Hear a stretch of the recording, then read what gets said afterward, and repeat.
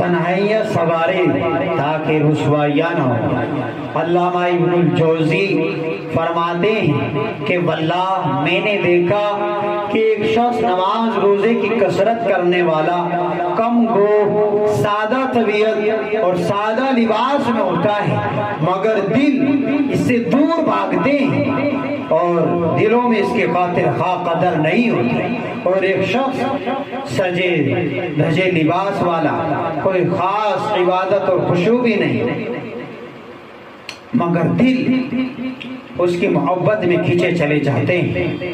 میں نے اس کے سبب پر غور کیا کہ عام سا بندہ ہے، کوئی اتنا زیادہ علمی قابلیت بھی نہیں ہے اور لوگ اس کی طرف کھینچے چلے جا رہے ہیں۔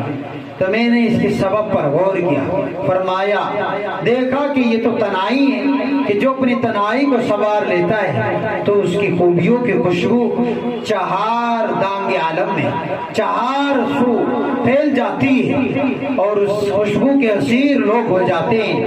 اللہ کے لیے ہم سب بھی اپنی تنہائیاں سنواریں، کیونکہ خلوت خراب ہو تو جلوتوں کی خوبیاں کچھ فائدہ نہیں دیتی۔ اللہ تبارک و تعالی ہماری خلوتوں کو درست فرمائے تاکہ ہماری جلوتوں کا فائدہ ہو۔